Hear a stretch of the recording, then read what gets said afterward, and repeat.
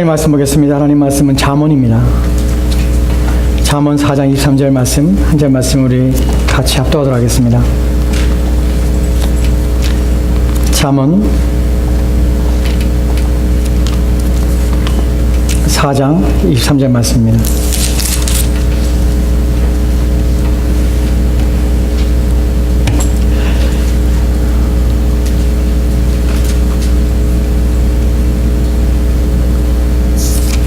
잠언 4장 23절 말씀 찾으신 자 우리 함께 합독하겠습니다. 같이 읽겠습니다. 시작. 모든 지킬 만한 것 중에 더욱 내 마음을 지켜라. 생명의 근원이 이에서 남이니라. 아멘. 아멘.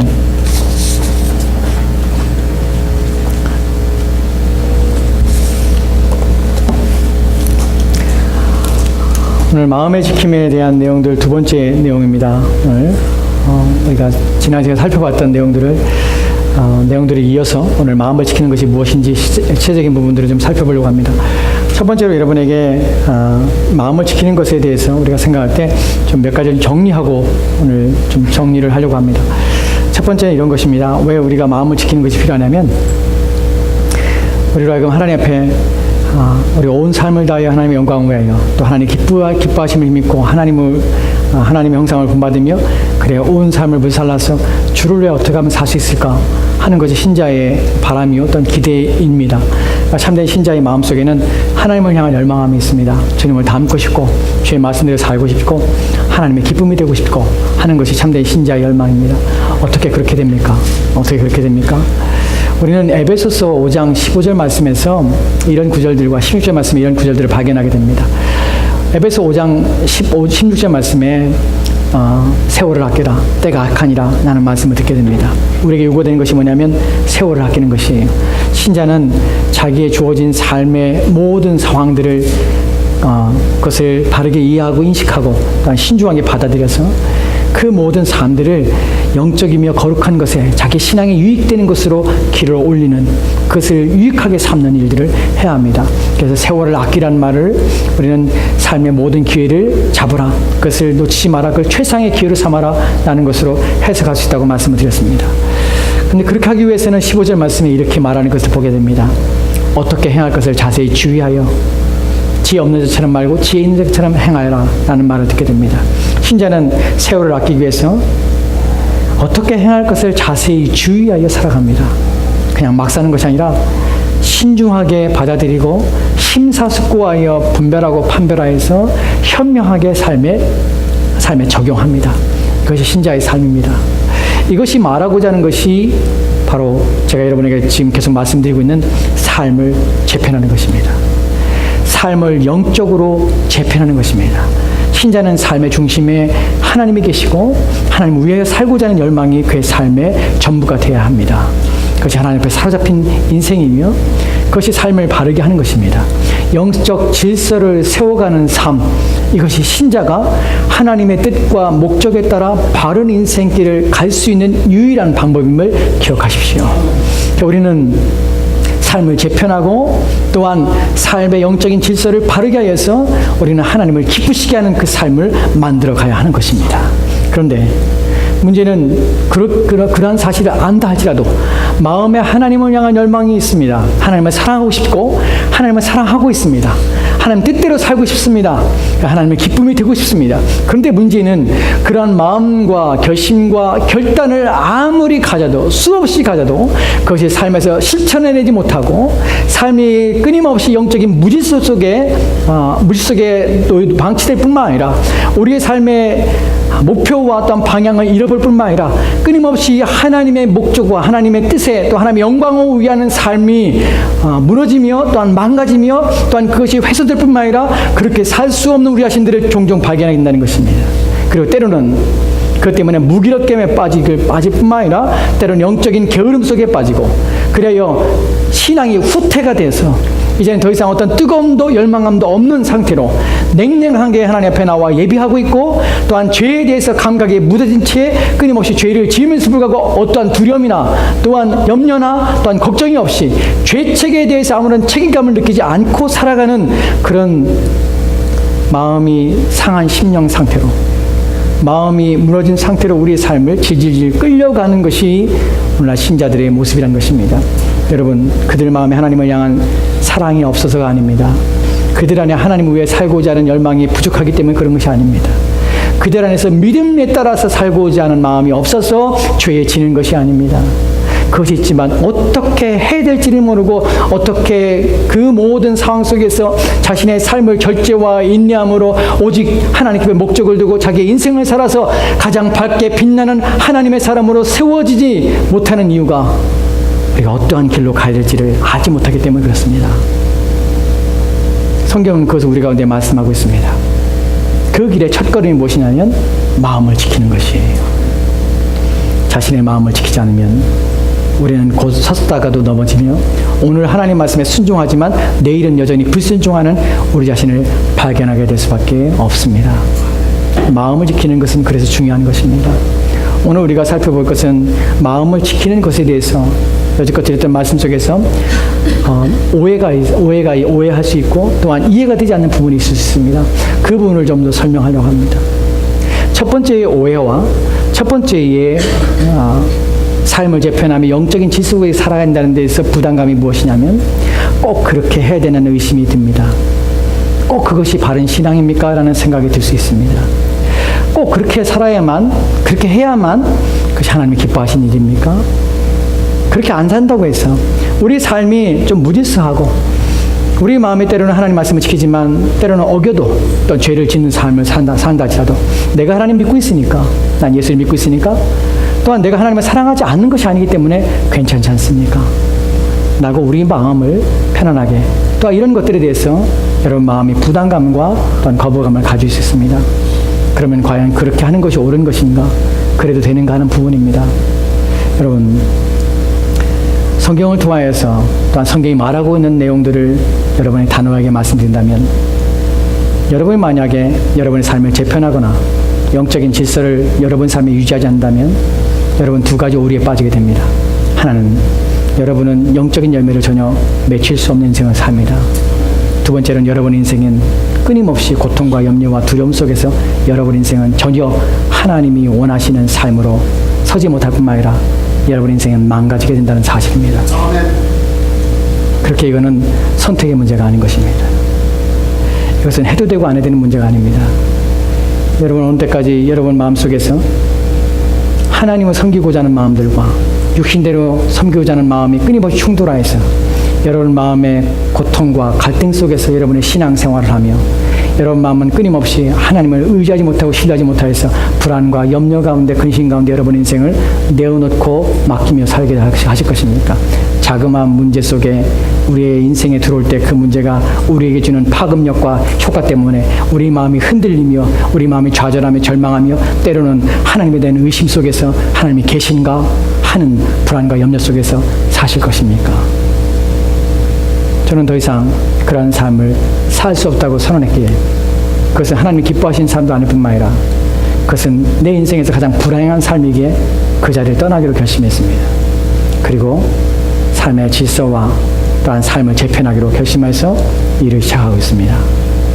여러분, 유의미한 변화가 여러분의 인생에 있어야 될 뿐만 아니라 시작하시기를 부탁드립니다.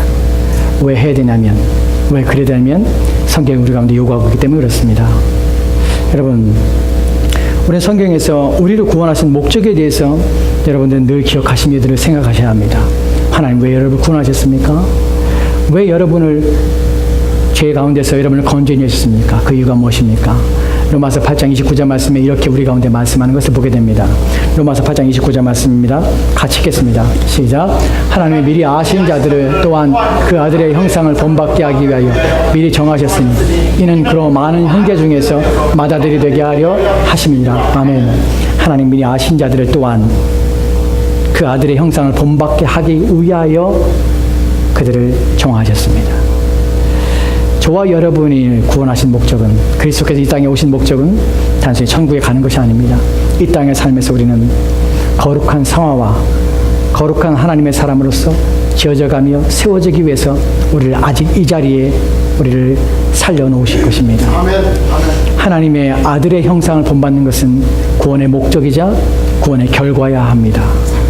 그리고 우리 땅 안에 사는 동안에 우리는 끊임없이 우리를 위하여 죽으신, 또한 이 땅에 오셔서 하나님이 누구신지를 우리 가운데 밝게 보여주신 그리스도 예수를 통하여서 우리의 형상을 그리스도의 모습으로 바꿔가는 일들을 끊임없이 해야 합니다.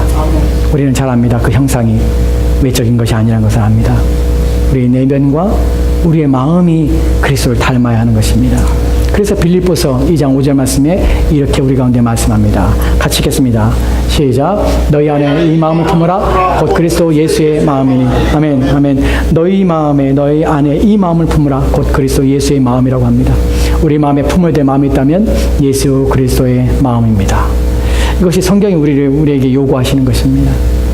우리가 성령의 열매를 맺는 삶, 우리가 하나님을 기쁘시게 하는 삶, 이 모든 삶에 있어서는 단 한 가지, 그리스도 예수를 닮지 아니하면 하나님을 기쁘시게 하지 못한다는 것입니다. 여러분이 여러분의 삶을 재편하여서 여러분의 영적 질서를 회복하지 않는 한 여러분의 삶에서는 그리스도를 닮은 모습이 나타나지 않게 될 뿐만 아니라 하나님이 여러분을 구원하신 목적을 훼손하며 거부하며 또한 거역하는 것이라는 사실을 기억하셔야 합니다. 우리가 이런 말씀의 무게와 이 말씀이 주는 우리 가운데 주는 경고를 우리가 귀담아 듣는다면 하지 않아도 되지 않습니까? 또는 특별한 사람만 해야 되는 거 아닙니까? 모두에게 해당되는 것이 아니지 않습니까? 라고 묻는 것은 어리석은 것이라는 사실을 알게 될 것입니다. 이것은 우리 모두에게 해당되는 것이고 모든 신자들에게 요구받고 있다는 사실을 기억하십시오. 예외는 없습니다. 그때 여러분은 현재의 삶을 그대로 삶으로 열매 없음으로 하나님의 부끄러운 삶을 살거나 또는 여전히 죄악 가운데 고통 중에 살아서 여러분의 삶은 파멸과 멸망의 가도록 내버려 두는 것, 이것이 여러분이 삶을 재편하지 않고 삶의 질서를 갖지 않게 되는 결과들입니다. 그러나 삶을 재편하며 또한 영적인 질서를 회복한다면 여러분에게는 더 복된 삶으로, 여러분의 삶은 하나님이 주신 영적인 풍요로움으로 여러분의 삶을 만족하며 기뻐하게 될 것입니다. 그 부분 때문에 여러분에게 이 말씀을 드리며 그렇게 하도록 권면하는 것입니다. 두 번째에 대해서 우리가 생각해 보도록 하겠습니다. 그렇다면 어떻게 하면 우리는 우리의 삶을 재편하고 영적인 질서를 회복하며 살 수 있습니까? 라는 질문입니다. 그 질문을 할 때 우리가 생각해야 될 것은 무엇이냐면 이것은 마음을 지키는 것이라고 말씀을 드렸습니다. 마음을 지키는 것이라는 것은 어떠한 상태에 있으며 무엇으로부터 지키며 어떤 것이 마음을 지켜진 상태입니까? 라는 물음을 가질 수 있습니다. 여러분, 성경에서는 마음에 대해 여러 가지 이야기하고 있습니다. 우리가 지난 시간에 살펴봤던 것처럼 마음은 심히 부패한 상태에 있습니다. 그러나 더 중요한 것은 무엇이냐면 이 마음에 대해서 세 가지로 우리가 상태에 대해서 생각해 볼 수 있는데, 첫 번째는 이 마음이 온전했을 때의 상태입니다. 타락하기 전의 마음은 상태는 어땠는가 하는 것입니다. 또한 두 번째로 이 마음이 타락한 후의 마음은 어떠한 상태였는가 하는 것입니다. 세 번째로 중생한 자들의 마음은 지금 어떠한 상태로 놓여지게 되는가 하는 부분입니다. 이런 것들을 통해서 우리는 어떻게 또한 어디까지 무엇을 해야 되는지 라는 것에 대한 의문에 대한 질문들을 우리가 얻게 됩니다. 첫 번째로 타락하기 전에 인간의 삶에 대해서 생각해 봅시다. 우리가 타락하기 전에 인간의 모습을 살펴볼 수 있는 것은 창세기 1장 1절부터 3절에 타락하기 전까지 내용들에 대해서만 살펴보다가 생각하지만 그렇지 않습니다. 복음을 통하여서 이미 우리의 변화와 새롭게 됨을 요구하시는 주님의 말씀들과 또한 그 말씀을 받은 사도들을 통해서 우리 가운데 주신 말씀을 통해서 우리는 어떤 것이 이것이 타락 전에 온전했던 인간의 모습이고 인간의 마음인가 하는 것을 이해할 수가 있습니다. 첫사람 아담에 대해 생각해 봅시다. 그의 삶은 순결하였습니다. 그의 삶은 완전하였습니다. 그의 삶은 아름다웠습니다. 그의 삶이 아름답고 순결하며 거룩하며 또한 그의 삶이 온전하였던 것은 그의 마음이 온전하였고 마음이 아름다웠으며 마음이 순결하였기 때문에 그렇습니다. 왜냐하면 인간은 마음에 어떠한 마음을 가졌냐에 따라서 인간의 삶은 그 마음의 결과로서 행위로서 드러나기 때문에 그렇습니다. 그의 마음은 온전하였습니다. 여러분, 마음이라고 할 때 이 마음에는 그냥 한 가지 마음이라는 것을만 가지는 것이 아닙니다. 이 마음에는 세 가지의 상태들과 또한 세 가지의 작용들이 납니다. 이 마음은 세 가지의 작용의 근거라고 할 수 있습니다. 마음에는 지성이 있습니다. 또한 마음에는 정서가 있습니다. 마음에는 의지가 있습니다. 우리는 지정이라고 합니다. 사람은 지정의로 되어 있다는 표현이 바로 마음에 대한 표현 때문에 그렇습니다. 지성이라는 것은 지식을 말합니다. 인간이 타락하기 전에 인간의 모습 속에서 아담의 지성, 아담의 지식은 밝게 빛났습니다. 그의 지성은 하나님을 아는 지식으로 가득하였습니다. 그래야 그는 하나님에 대해서 충만한 지식 가운데 거했으며 또한 그의 지식에는 부족함이 없었습니다. 그러나 이 말에서 우리가 제안될 것은 아담이 그의 지성이 밝게 빛이 났다는 것은 하나님 아는 지식으로 충만하였다는 것은 그가 하나님에 대해서 완전히 알았다는 것은 아닙니다. 인간의 지성은 한계가 있습니다. 전능하신 하나님, 이 세상을 창조하신 그 하나님의 지성과 하나님의 지식에 도달할 수가 없습니다. 우리는 제한되어 있지만, 아담의 지성이 제한되어 있지만, 그러나 그가 하나님의 의도와 목적을 아는 데 있어서 아담은 조금도 부족함이 없다는 것입니다. 그의 지성은 밝게 빛났다는 의미 속에서 그는 하나님의 의도와 목적에 대해서 불명확한 것이 전혀 없다는 사실입니다. 그는 하나님의 뜻을 분명하게 이해했을 뿐만 아니라 하나님의 의도를 바르게 인식하여서 왜 그런 일을 행하셨는지를 바르게 이해해서 순종하고자 하는 그의 의지와 생각들을 만들어낼 수가 있었던 사람입니다. 그의 지성이 빛이 났다는 것은 두 번째로는 그는 그의 지성 속에서 하나님에 대한 온전한 지식을 많이 하면서 그 하나님에 대한 아는 지성은 그로 하여금 더 하나님을 알도록 그를 인도했다는 것입니다. 지식은 지식을 부릅니다. 하나님에 대한 알면 더 하나님을 깊이 알고자 하는 대로 그의 마음이 하나님을 흠마도로 이끌어 갔습니다. 왜냐하면 그 모든 피조세계는 하나님의 지식을 또 하나님의 지혜를 뽐내고 있었기 때문에 그렇습니다. 그는 이 세상의 모든 피조물을 볼 때마다 하나님의 지식의 부유함들과 하나님의 지혜의 풍성함을 느끼며 경험했습니다. 이 지식을 느낄 때마다, 이 지혜를 볼 때마다 아담의 마음속에는 하나님을 더 깊이 알고자 하는 마음이 그의 생각을 지배하게 되었습니다. 그는 더 하나님을 갈망했습니다. 그의 생각은 더 하나님께 집중하였습니다. 하나님께 더 나아가기 원하였습니다. 세 번째로 그의 지성이 하나님 앞에 빛이 났다는 것은 그의 마음에는 조금 더 의심이나 그의 마음에는 조금 더 불신의 마음이 없었다는 것입니다. 그의 생각은 분명하였습니다. 확실하였습니다. 하나님에 대한 조금 더 어둠이 없었습니다. 그의 지성은 하나님에 대해서 분명한 이해와 확신 속에서 그의 마음은 어떠한 마음에 어둠이 없었기 때문에 하나님을 바르게 이해할 수가 있었습니다. 그래서 그는 마음이 확신 가운데 거하며 하나님이 주신 평강을 맛볼 수가 있었던 것입니다. 그것이 타락하기 전 아담의 지성의 상태입니다. 아담의 정서의 상태는 어떻습니까? 이 정서는 정서 독립적으로 활동하며 정서 독립적으로 움직이지만 항상 온전한 정서의 상태는, 하나님의 지으신 정서의 상태는 항상 지성의 영향을 받습니다. 이 정서는 하나님을 기뻐하였습니다. 그리고 하나님을 즐거워했으며 또한 하나님을 인하여서 그는 행복하였습니다. 이것이 부패하기 전 인간의 마음의 정서의 상태입니다. 하나님을 기뻐하며 하나님을 즐거워하며 하나님을 인하여서 그는 행복을 맛보며 살았습니다. 이러한 정서의 상태는 그로 하여금 하나님을 만족하게 만들었습니다. 그는 어떠한 것에도 결핍함이 없는 마음을 가졌습니다. 그의 마음은 하나님이 부으시는 그 모든 은혜와 그의 지성에 하나님을 발견하는 그 모든 순간에 감탄할 뿐만 아니라 감격하였습니다. 그냥 하나님 놀라우신 분이었기 때문에 그렇습니다. 그의 만족함은 그를 어디로 끌어내려면 하나님을 더 사랑하는 대로 그의 마음을 움직여갔습니다. 그의 정서는 하나님을 사랑하였으며 하나님을 더 사랑하도록 만들었습니다. 더 깊은 하나님의 사랑 가운데로 들어가기를 소망했습니다. 이것이 사모하며 이것이 흠모함의 마음입니다.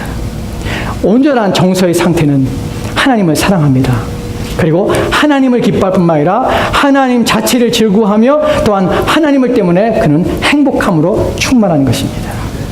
세 번째로 그의 정서 안에 있었던 그의 마음의 상태는 어떠한 두려움이나 염려나 또한 그의 마음에는 하나님에 대한 불확실성 때문에 그의 마음은 고통이나 또한 고민이나 번민이 그의 마음에 없었다는 사실입니다. 그의 마음은 항상 평강 가운데 있었습니다. 왜냐하면 하나님은 지성이 하나님을 붙잡고 있었기 때문에 그렇습니다. 하나님 아는 지식이 그의 마음을 평안하게 하나님을 신뢰함으로 그의 마음은 평강 가운데 놓이게 되었던 것입니다. 그는 행복했습니다. 이것이 타락하기 전 인간의 마음입니다. 세 번째로는 그의 의지입니다. 의지는 독특하게도 지성과 정서에 가장 큰 영향을 받는 것이 의지입니다. 의지는 항상 독립적으로 생각하며 독립적으로 움직이는 것이 아닙니다. 정서가 어떤 생각을 가지고 있냐, 어떤 생각을 하고 있냐에 따라서, 또한 거기에 생각에 따라서 우리의 마음이, 감정이 움직여질 때 의지는 그에 따라서 영향을 받아서 함께 따라가는 것입니다. 타락하기 전 아담 안에 있었던 그의 의지는 하나님의 기뻐하며 하나님의 즐거워하는 일에 대해서 순종하며 그것을 따르고자 하는 마음으로 가득하였습니다. 그의 의지는 머뭇거림이나 또한 주저함이 없었던 상태였습니다. 하나님의 기뻐하신 일이라면 그는 언제든지 즉각 순종하며 즉각 복종하고자 원하는 상태로 존재하였습니다. 그 의지는 그의 지성의 요구에 항상 부응하였습니다. 그의 정서가, 그의 감정이 하나님을 기뻐하며 하나님 만족할 때마다, 그 만족스러운 일을 요구할 때마다, 우리의 정서가 하나님에 대한 욕구를 수행하기를 원할 때마다 의지는 즉각적으로 반응하여서 그 정서가 요구하는 그 욕구를 망조시켰습니다. 그래야 하나님을 기뻐하는 일에 그는 적극적으로 참여하며 또 하나님의 뜻에 적극적으로 의적으로 순종하였던 것입니다. 그것이 의지입니다. 그 의지 속에는 조금 더 하나님을 대적하며 또 하나님을 대해서 불순종할 뿐만 아니라 하나님에 대해 적대적이지 않았습니다. 그것이 의지가 가지고 있는, 부패하기 전 의지가 가지고 있던 온전한 상태의 모습입니다. 그런데 이런 상태들이 인간의 타락을 말미암아서 어그러지고 왜곡되기 시작했습니다. 그리고 부패하였고, 또한 이 부패는 더욱더 인간의 마음을 타락하게 하여서 인간의 마음을 오염시켜서, 죄로 오염시켜서 더 이상 걷잡을 수 없는 상태로 인간을 몰아가게 합니다. 그것이 타락 후의 인간의 마음입니다. 타락한 인간의 마음 속에서의 지성은 그 역할을 감당하지 못했습니다. 온전한 상태의 지성은 항상 깨어 있었습니다. 그리고 주변을 살피며 그의 생각 속에서 하나님에 대한 불신과 또 하나님에 대한 의심의 생각이 들 때마다 그는 경계하였고 잘라냈습니다. 그런데 타락한 후의 지성은 그러한 능력과 해야 될 책임과 의무를 다하지 못하기 때문에 방임하였습니다. 그 방임된 마음 속에는, 그 생각 속에는 하나님에 대한 불신의 마음이 들어왔고 또 하나님에 대한 의심에 대한 생각들이 그의 마음을 지배하기 시작했습니다. 그래야 더 이상 하나님을 신뢰하지 못하게 된 것입니다. 하나님에 대한 불신과 의심이 그의 생각 속에 들자 그는 더 이상 하나님께 나아가고자 하는 필요성을 느끼지 못하게 되었습니다. 그리고 그 불신과 의심은 그로 하여금 하나님과 멀어지게 만들었습니다. 불신과 의심의 마음들이, 생각들이 그의 마음을 지배할 때 그는 하나님의 말씀이 참이 아니라는 사실로 그의 왜곡과 또한 오해를 만들어내기 시작했습니다. 우리로 하여금 우리의 지성이 부패하여서 타락한 후에 우리 지성이 하나님을 향하여 갖게 되는 생각은 하나님에 대한 오해와 하나님에 대한 왜곡입니다. 하나님의 말씀에 대한 왜곡이요, 하나님의 말씀에 대한 오해입니다. 하나님 무슨 말을 하건 그 말은 우리를 살리려는 말이 아니라 우리를 죽이고자 하는 말이며, 우리를 행복하게 하고자 하는 말이 아니라 우리를 불편하게 하며 고통스럽게 하고자 하는 하나님의 의도라고 우리는 왜곡하여 생각하는 버릇이 생기기 시작했습니다. 그것이 지성의 속임입니다. 왜 하나님 말씀을 읽을 때 마음이 불편하며 하나님 말씀인데 불구하고 왜 이것이 나를 살리는 말씀이 아니라 나를 고통스럽게 하는 말이라고 생각하냐면 지성이 왜곡됐기 때문에 그렇습니다. 그래, 그는 하나님 말씀을 들으려 하지 않은 것입니다. 지성의 왜곡은 창세기 3장에 타락할 때 나옵니다. 하나님 먹으면 죽으리라는 말씀에 대하여 먹으면 하나님과 같이 되리라는 생각으로 왜곡시킨 것입니다. 그리고 이제 왜곡된 지성은 하나님의 자리에 끌어내려서 더 이상 하나님의 지시하거나 하나님 명령하지 못하도록 만들었습니다. 끌어내린 인간은 그 자리에 자기 자신을 앉힌 것입니다. 이제 자신의 인생은 자신의 지시와 또한 자신의 뜻에 따라서 움직이도록 만든 것입니다. 이것이 타락한 후에 사람이 하나님과 같이 된 것입니다. 자신이 하나님이 된 것입니다. 그래야 더 이상 하나님 말씀을 귀담아 듣지 않습니다. 하나님 어떠한 말을 하건 그 말에 대해서 마음에 두지 않습니다. 그리고 이제 인간은 어떻게 사느냐면 내가 생각한 대로 삽니다. 어떠한 가르침에도 내가 원하는 대로 삽니다. 그것이 지성이 타락하기 때문에 그렇습니다. 그래, 어떠한 경고에 대해서도 두려워하지 않습니다. 하나님의 진노에 대해서도 두려워하지 않습니다. 이제는 내가 살고 싶은 대로 사는 것입니다. 여러분, 타락한 후에 우리의 정서는 심각한 데미지를 입어서 우리 지성이 하나님을 오해하고 또 하나님을 왜곡되었기 때문에 그의 정서는 하나님과 멀어지게 되었습니다. 왜곡된 인간의 정서 가운데 가지고 있는 큰 문제는 무엇이냐면 더 이상 하나님을 기뻐하지 않는다는 것입니다. 더 이상 하나님을 즐거워하지 않습니다. 하나님 때문에 행복하지 않습니다. 왜냐하면 그의 지성이 그를 속이기 때문에 그렇습니다. 하나님께서 말씀하신 것은 우리의 고통을 주려 하며 너를 제한하려 하며 너를 제약하려 합니다. 하나님께서는 네가 잘 되는 것을 원치 아니하며 네가 즐거워하는 것을 원치 아니하며 네가 행복하는 것을 하나님께서 원치 않는다. 이런 지성의 속임에 정서는 반응합니다. 그래야 하나님을 추구하면 하나님을 따르면 하나님 말씀대로 살면 사는 것이 아니라 내 인생이 고달파지며 내 인생이 힘들어질 것이라고 끊임없이 우리의 정서는 잘못된 방향으로 나가며 더욱더 하나님을 멀어지게 된 것입니다. 하나님을 떠난 인간의 정서는 더 이상 만족이 없습니다. 행복하지 않았습니다. 그래야 행복할 자를 찾아서 만족을 줄 것을 찾아서 자기의 기쁨을 줄 것을 찾아서 방황하기 시작했습니다. 그리고 그의 정서는 어디를 붙냐면 자기를 만족해 줄 것을 찾아서 그의 돈에게 달라붙어서 돈이 자기의 만족을 줄 것이라고 생각했습니다. 물질이 자기에게 행복을 줄 것이라고 생각했습니다. 그리고 그것을 추구하는 것입니다. 그것을 쫓는 것입니다. 인간은 항상 행복하길 원합니다. 항상 즐거워하길 원합니다. 항상 기뻐하길 원합니다. 항상 만족하길 원합니다. 그러나 누가 어디서 이 만족과 이 기쁨과 즐거움을 찾을 수 있습니까? 없습니다. 그의 정서는 미치광이처럼 돌아다니는 것입니다. 정서는 어디에도 마음을 놓지 못하며 충동에 이끌려 살아가는 것입니다. 쾌락을 쫓는 이유가 무엇입니까? 중독되는 이유가 무엇입니까? 바로 하나님을 떠난 우리의 마음이 안정되지 못하기 때문에 평안을 누리지 못하기 때문에 불행하기 때문에 그 불행을 해소하며 극복하기 위해서 우리는 하나님이 아는 것들에 우리의 마음을 두고 우리가 그것을 즐거워하며 기뻐하도록 요구하는 것입니다. 그것은 불행한 것입니다. 이것이 타락한 인간의 정서의 상태입니다. 타락한 후에 우리의 의지는 더 비참해졌습니다. 하나님을 향하여서 하나님이 기뻐하시는 것이라면 즉각적인 반응과 즉각적인 순종을 통하여서 조금도 주저하거나 머뭇거리지 않으렸던 그의 의지는 이제 하나님의 기뻐하는 일이라면 하지 아니려는 의지로 바뀌게 되었습니다. 하나님에 대해서 적대감을 가진 것입니다. 적의를 가진 것입니다. 이 의지적인 결단은 우리의 목을 곧게 하고 우리의 마음을 완악케 한 그 마음 때문에 우리는 절대로 하나님 앞에 복종하지 않습니다. 하나님 말씀을 들어도 거기에 순종하지 않습니다. 우리는 영적인 게으름을 피며 또한 우리의 마음들은 굳어져서 더 이상 반응하지 않는 상태로 하나님 말씀에 대해서 순종하지 않습니다. 그리고 우리는 그것을 내일로 미루며 다음으로 미루며 끊임없이 하나님 말씀에 대하여 끊임없이 우리는 즉각적인 반응을 상실한 채 살아가게 만드는 것입니다.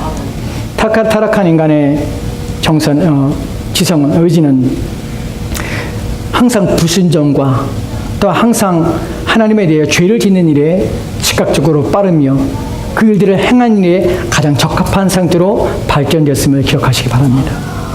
하나님을 떠난 의지는 죄를 지은 데는 얼마나 빠른지 모릅니다. 육신의 쾌락과 지성이 오염되어서 잘못된 정보를 줄 때마다 우리의 정서가 그것에 반응하여서 그것의 쾌락의 욕구를 느낄 때마다 우리의 의지는 그것을 성취하기 위해서 얼마나 큰 충동과 또 얼마나 큰 자극에 휩쓸리는지 모릅니다. 주체를 못하는 것이에요. 절제를 못하는 것이에요. 참아내지 못하는 것이에요. 이제 더 이상 인내가 없어지는 것입니다. 그것이 죄에 지배된 의지의 모습입니다. 창세기 4장에 보면 안타깝게도 아담의 아들이었던 가인이 자기의 동생을 죽이는 사건이 일어납니다. 한 세대가 지나기 전에 죄는 인간을 완전히 정복한 것입니다. 4장에 보면 하나님께서 죄의 의지 속에 갇혀버린 가인을 향해서 책망하는 모습이 나옵니다. 죄가 문 앞에 엎드렸으니 죄가 너의 마음을 요구하니 너는 죄를 다스릴지냐 합니다. 죄를 다스리라는 경고를 들음에 불구하고 그의 지성은 속입니다. 하나님 말씀은 들을 것이 아니라고, 그 말씀은 나를 만족하지 못할 것이라고 끊임없이 왜곡된 정보를 보냅니다. 그리고 우리의 정서는 그 지성의 왜곡된 정보를 받아서 나는 불행하다, 저 아벨이 죽어야만 내 마음의 평강이다, 나는 행복해야 되는데 저 아벨 때문에 내가 행복하지 못하다, 나는 시그널을 자기의 감정 속에 자꾸만 주입하게 됩니다. 그리고 우리 의지는, 이 가인의 의지는 자기의 동생을 불러내어 들판에서 아무도 보지 못하는 가운데 죽이는 일을 한 것입니다. 참아내지 못하는 것입니다. 견디지 못하는 것입니다. 오늘날 왜 우리가 인내하지 못하며 견디지 못하며 신앙생활을 해도 우리가 참고 견디는 일 하지 못하냐면 우리의 지성과 정서의 속임 속에서 우리의 의지가 참아내지 못하며 의지가 즉각적으로 반항하기 때문에 그렇습니다. 죄의 발이 빠른 것입니다.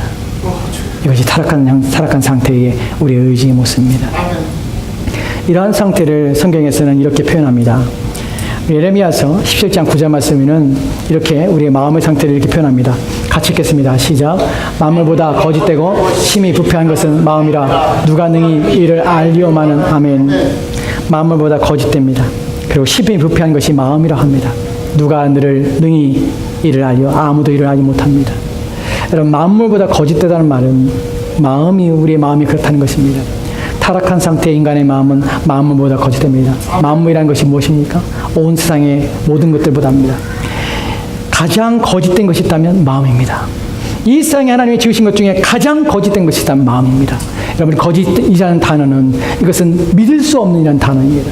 그러나 믿을 수 없는 이라는 단어를 확대해서 가면 이거는 속이는 것이라는 것이, 우리의 마음은 속임에 능하다는 것입니다. 끊임없이 속입니다.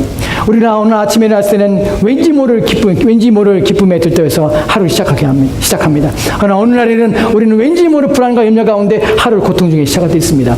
어떤 상황에서 동일한 상황에도 불구하고 어떤 때는 우리 마음이 기뻐합니다. 그러나 어떤 때는 우리 마음이 동일한 상황에도 싫어합니다. 우리 마음은 신뢰할 수 없습니다. 믿을 수 없는 것이, 금방 좋았다가 금방 싫어합니다. 이것이 변덕이 죽을 듯하다고 표현하죠. 우리 마음 상태 그렇습니다. 왜냐하면 속임에 능하기 때문에 그렇습니다. 우리 마음은 하나님을 사랑한다 하면서도 사랑하지 않습니다. 우리 마음은 하나님을 기뻐하며 하나님만 위해 산다 하면서도 금방 돌아가면서 그 마음을 잊어버리기도 합니다. 이렇게 속임에 능한 것이 바로 마음입니다. 그러기에 그 다음에 나오는 내용이 심히 부패하였다는 표현입니다. 본문에서 심히 부패하였다고, 마음보다 거짓 때문에 심히 부패한 것이 마음이라는 표현인데, 심히 부패했다는 것은 병에 걸렸다는 것입니다. 병에 걸렸는데 불치병에 걸린 것입니다. 치료할 수가 없는 것입니다. 약이 없습니다. 이것이 인간의 마음입니다. 아멘. 이런 인간의 마음을 회복하기 위해서 하나님께서는 그리스도 예수를 이 땅에 보내셨습니다. 아멘. 그리고 그분을 통해서 우리 마음을 치유하시며 고치셨습니다. 아멘. 그것이 우리를 중생이라고 합니다. 다시 살아나는 것입니다. 아멘. 우리 마음이 다시 살아나게 하는 것입니다. 중생에 살펴볼 때 이제 세 번째로서, 그러면 중생된 인간의 마음은 어떤가 하는 부분입니다. 중생을 위해 우리의 지성은 이제 빛나기 시작했습니다. 다시 하나님을 인식하며 그리스도에 대해서 깨닫기 시작했습니다. 중생에서 가장 중요한 변화가 무엇이냐면 이제 죄가 무엇인지를 깨달아서 회개한다는 것입니다. 삶을 이대로 살면 안 된다는 사실을 알게 된 것입니다. 왜 여러분 그리스도 예수가 필요합니까? 왜 예수 그리스도를 믿습니까? 왜냐하면 이대로 사는 것은 내 인생에서 가장 불행하다는 사실을 인식하기 때문에 그렇습니다. 이대로 사는 것은 하나님의 진노에서 피할 길이 없다는 사실을 우리가 발견했기 때문에 우리는 그 삶에서 돌이키는 것입니다. 과거의 삶을 그대로 사는 것은 불행한 것이기 때문에 우리는 회개를 통하여서 돌이켜 나온 것입니다. 그것은 우리의 지성이 다시 밝게 빛이 났다는 것입니다. 우리의 지성은 죄에 대해서 민감하며 깨닫기 시작합니다. 그리고 지속적으로 하나님 말씀이 우리에게 다시 우리 영혼을 살린다는 사실에게 하나님을 깊이 아는 대로 우리를 이끌어 가게 합니다. 하나님을 더 알고 싶고 하나님을 더 깨닫고 싶어 합니다. 하나님이 지식으로 충만하게 싶어 합니다. 그것이 중생한 지성의 마음의 상태입니다. 우리의 정서 또한 하나님에 대해서 이해하고 깨달은 우리의 지성을 통해서 영향을 받아 우리 마음 또한 하나님을 기뻐하며 즐거워하며 하나님을 만족합니다. 그러나 여기에 또 다른 중요한 변화가 있는데 그것이 무엇이냐면 이제는 우리가 죄를 슬퍼하는 자가 되었다는 사실입니다. 중생한 신자의 마음의 정서의 상태는 죄를 슬퍼합니다. 그리고 그는 하나님을 기뻐하며 하나님을 즐거워했듯이 죄를 미워하며 죄를 싫어하게 되었습니다. 타락한 인간의 본성이 그의 감정에서 하나님을 미워하며 하나님을 싫어했던 그의 마음이 바뀐 것입니다. 이제 하나님을 즐거워할 뿐만 아니라 죄에 대해서는 미워하는 마음을 가지고 또한 우리의 죄로 말미암아 상한 우리의 상태들과 또한 죄로 말미암아 억울해진 우리 인생을 볼 때마다 가슴이 아프게 된 것입니다. 더 이상 죄를 즐거워하며 기뻐하지 않을 그의 마음이 생기게 된 것입니다. 이것이 정서의 변화입니다. 하나님을 더 사랑하고 싶어하고 또 하나님을 더 만족하며 기뻐하기 원하며 하나님이 즐거워하는 것을 행하고자 합니다. 하나님의 즐거움이 나의 즐거움을 인식하는 것입니다. 아멘. 하나님을 사랑하는 것이 나의 행복임을 인식하는 것입니다. 그래 하나님을 더 사랑하고자 하는 것입니다. 의지는 어떻습니까? 의지는 지성과 정서의 영향을 받아 의지는 이제 다시금 하나님 말씀에 복종하며 순종하는 자세로 바뀌게 된 것입니다. 그래요. 우리의 지성이 만족을 얻고자 하나님을 더 알고자 원하는 자리에 우리의 의지가 움직여 하나님 말씀을 배우며 하나님 말씀을 읽는 자리에 우리 이끌어갑니다. 또한 우리의 정서가 하나님을 사랑하고자 할 때 우리의 하나님의 사랑을 더 느끼도록 하나님을 사랑할 수 있는 일들에 하나님이 사랑하며 하나님 기뻐하는 일들에 우리의 몸을 우리의 육체를 움직이기 시작합니다. 이것이 우리의 의지의 변화입니다. 우리의 정서가 우리의 지성이 온전할 때 깨어있게 되면 우리의 의지는 항상 바르게 행동합니다. 그러나 이러한 모습 속에서도 중생 얻은 자는 그럼 온전한가? 지성과 또한 감정과 의지는 온전한 상태가 된 것인가 하는 부분입니다. 그러나 성경은 그렇지 않다고 합니다. 여전히 신자 안에는 내지 않은 죄가 있기 때문에 죄로 말하면 우리의 지성은 끊임없이 속임의 위험 가운데 있고 유혹 가운데 있습니다. 우리의 정서 또한 마찬가지고 우리의 의지 또한 마찬가지입니다. 그래야 우리는 영적으로 온전하지 못한 상태예요. 또한 영적으로 게으르며 또한 무능한 상태일 수 있다는 사실입니다. 그래서 성경은 이렇게 우리 가운데 권면합니다. 골로새서 3장 5절과 6절을 보면 이런 말씀도 우리가 보게 됩니다. 같이 읽겠습니다. 시작. 그러므로 땅에 있는 지혜를 죽이라. 곧 음란과 부정과 사역과 사악한 정욕과 탐심이니 탐심은 우상 숭배니라. 이것들로 말미암아 하나님의 진노가 임하느니라. 아멘. 아멘. 보면은 그러므로 땅에 있는 지혜를 죽이라고 합니다. 이것은 신자들에게 주는 말씀입니다. 중생을 경험한 자들에게 말씀하는 것입니다. 여러분, 불신자는 이 말씀을 받을 수 없습니다. 불신자는 이러한 의지도 없습니다. 할 수 없습니다. 왜냐하면 그들은 하나님을 알지 못하기 때문에 그렇습니다. 그의 지상은 어두워졌고 그의 정서는 오염되었고 그의 의지는 굽어졌습니다. 아무것도 할 수 없습니다. 오직 신자만이 땅에 있는 지체를 죽일 수가 있습니다. 아멘. 신자만이 그 일이 가능한 것입니다. 하나님의 은혜 가운데 있는 자만이 이 일을 가능하게 합니다. 그래서 죽이라고 합니다. 그것은 무엇입니까? 음란과 부정과 사역과 악한 정욕과 탐심입니다. 왜 이것들을 죽여야 합니까? 왜냐하면 이것들부터 하나님의 진노가 오기 때문에 그렇습니다. 우리의 지성이 깨어있다면 우리는 하나님의 진노를 불러일으키는 것을 인식하게 됩니다. 왜 하나님의 말씀 앞에 우리 지성이 깨어있어야 되냐면 하나님의 말씀을 불신과 어떤 의심과 또한 불명확함으로 받아들이는 것이 아니라 하나님의 말씀을 분명히 이해하며 깨닫는 가운데 있으면 말이죠. 그 경고를 우리는 무섭게 두렵게 받아들여야 하기 때문에 그렇습니다. 이 말씀을 읽을 때마다 들을 때마다 이것이 사실임을 인식하는 것은 지성의 역할입니다. 그래서 우리의 정서는 그 말씀을 들을 때마다 공포감을 느끼며 두려움을 느낍니다. 다시금 우리가 하나님의 진노와 심판을 불러일으켜서 하나님 앞에 버림받아서 인생을 망치며 우리는 불행한 자로 우리 인생을 끝낼 것인가 하는 두려움이 우리의 마음들 가운데 우리의 감정에 들기 시작합니다. 그리고 우리의 의지는 그러면 안 된다는 우리의 지성의 신호와 또한 정서의 두려움 속에서 우리는 무엇이 참된 길인가 우리의 의지는 하나님 앞에 달려가는 것입니다. 그리고 하나님께 무릎 꿇며 우리를 살려달라고 요청하게 되는 것입니다. 이것이 바른 깨어있는 상태입니다. 골로새 3장 7절과 8절 말씀에는 이렇게 기록되었습니다. 같이 읽겠습니다. 시작. 너희도 전에 그 가운데 살 때에는 그 가운데 행하였으나 이제는 너희가 이 모든 것을 벗어버리라. 곧 분함과 노염과 악의와 비방과 너희 입에 부끄러운 말이라. 아멘. 그렇습니다. 그 전에는 우리도 그 가운데 행하였습니다. 그 가운데 살았다는 것입니다. 그런데 뭐라고 말하냐면 이제는 너희가 이 모든 것을 벗어버리라고 합니다. 여러분, 벗어버려야 합니다. 벗어버려야 합니다. 여러분이 그리스도 예수를 만났다면 그 여러분 안에 여러분의 지성이 중생을 통하여 다시 여러분 안에 어두웠던 지성이 밝은 빛을 봤다면, 여러분이 그리스도 예수를 만났다면, 이제 여러분이 거듭났다면 여러분은 반드시 여러분의 영혼은 하나님의 진노와 심판에 대해서 그 경고에 대해서 무섭게 이해해야 합니다. 지성이 속으면 안 됩니다. 하나님의 어떤 경고에 대해서도 괜찮아. 그것은 성경에 기록된 것이지만 나는 그거 믿지 않아. 나는 그거 신뢰하지 않아. 하나님은 사랑이잖아. 하나님은 다 용서하실 거야. 그리스도께서는 어떠한 죄를 져도 다 용서할 수 있어. 여러분, 하나님이 용서하시며 그리스도 용서하시지만 그 용서는 회개를 통한 용서예요. 돌이킴을 통한 용서입니다. 끊임없이 죄를 지으라는 용서가 아니라는 사실을 기억하십시오. 끊임없이 악에 물들어서 악한 삶을 사는 자에게는 용서는 없습니다. 용서란 더 이상 하지 않겠다는 결단과 결심 속에서 주어지는 것입니다. 그것이 참된 용서입니다.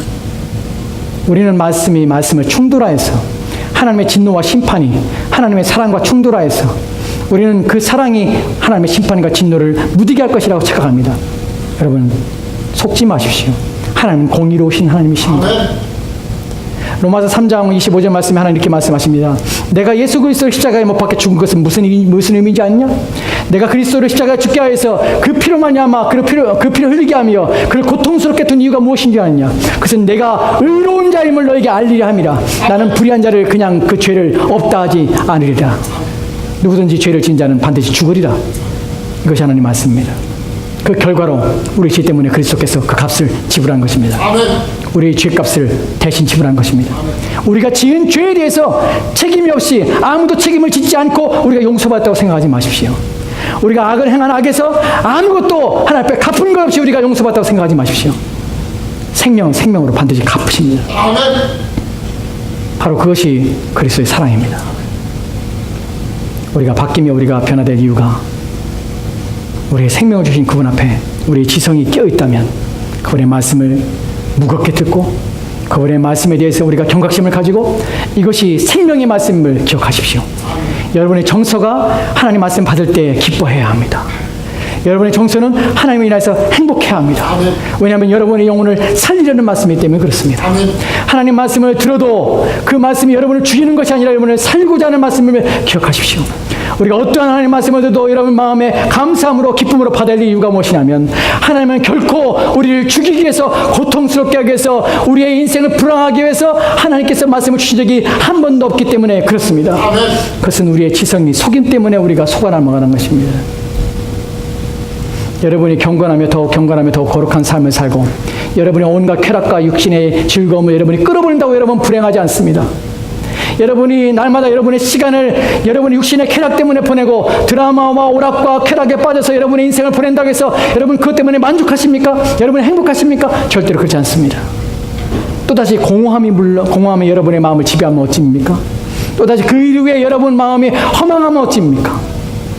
또다시 여러분의 쾌락을 쫓아 찾아다니는 것은 어찌입니까? 왜냐하면 그것으로 여러분의 마음이 만족하지 못하기 때문에 그렇습니다. 하나님을 떠난 인간은 결코 만족함이 없습니다.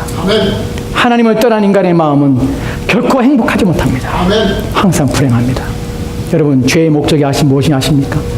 죄가 우리를 지배하며 죄가 우리를 속이는 이유는 단 한 가지입니다.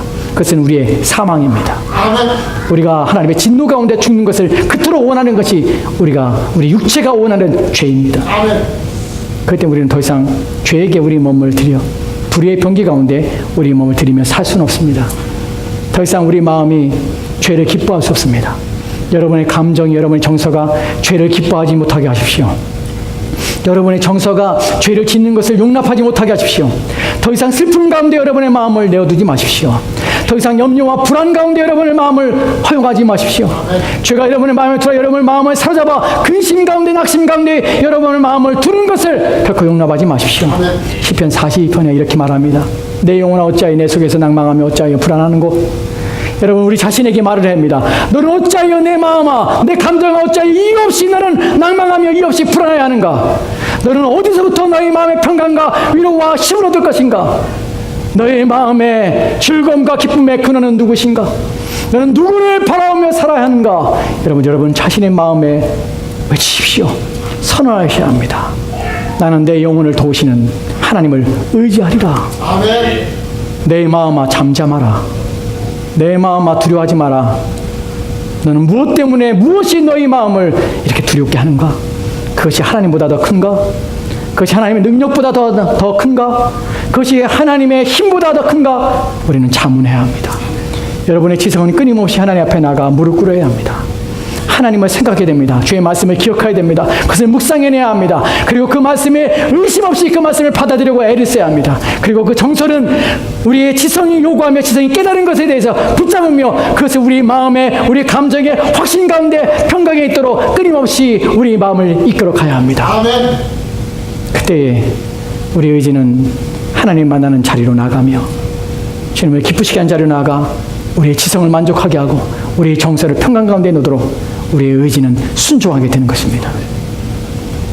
그것이 하나님께서 우리 가운데 원하시는 것입니다. 그러한 삶이 우리의 삶을 재편하며 그 영적인 질서를 세우는 삶인 것입니다. 여러분, 빌립보서에 보면 6장에 그런 말씀이 있죠. 오늘 우리가 찬양드린 것처럼 아무것도 염려하지 말라. 오직 기도와 간구로 하나님께 감사함을 해라. 그런 모든 지각이 뛰어나신 하나님의 평강이 너의 마음과 생각을 지키시리라. 참된 신자의 상태는, 그의 지성은 하나님 앞에 밝게 빛납니다. 더 깊이 하나님을 알려고 하고 애랬습니다. 하나님 아는 것이 기쁨이요 만족입니다. 그의 정서는 하나님이 아는 것 때문에 너무나 행복해합니다. 하나님 안에서 그의 마음 평강이 있습니다. 두려움과 근심이 없습니다. 삶에 어떠한 문제와 어려움이 있으라도 그것 때문에 마음이 망가지거나 신앙이 불안하지 않습니다. 그리스도 예수를 떠나야지, 예수를 그만 믿어야지, 또는 정말 하나님이 계신가? 이런 것들이 전혀 마음에 들지 않습니다. 어떤 상황에도 하나님에 대한 신뢰와 확신 속에서 그의 마음은 두려워하지 않으며 염려하지 않는 가운데 하나님만을 바라보게 합니다. 그리고 그 의지는 지속적으로 하나님을 붙드는 그 일을 하며 또한 중단하지 않으며 포기하지 않습니다. 어떤 상황에도 굴복하지 않습니다. 왜냐하면 그의 지성이 끊임없이 그에게 하나님을 바라볼 것을 요구하며 그의 정서, 감정이 하나님을 사랑할 것, 사랑하는 그 사랑 가운데 충만히 거하기 때문에 그의 의지는 결코 꺾이지 않습니다. 그의 의지는 결코 포기하지 않습니다. 결코 멈추지 않게 됩니다. 이것이 영적인 사람의 참된 모습입니다. 저는 말씀드렸다시피 일을 하고 있습니다. 함께 가자고 여러분에게 말씀드리는 것입니다. 이렇게 살면 우리의 영혼이 복됩니다. 이것이 우리의 행복입니다. 이것이 우리의 기쁨입니다.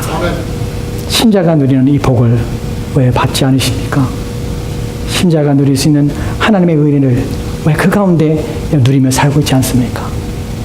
그 가운데 들어와 하나님의 은혜를, 하나님의 복을 누리는 저와 여러분 되었으면 좋겠습니다. 기도합시다. 하나님, 우리의 마음을 평강으로 인도하시옵소서. 우리의 지성이 껴있게 하옵소서.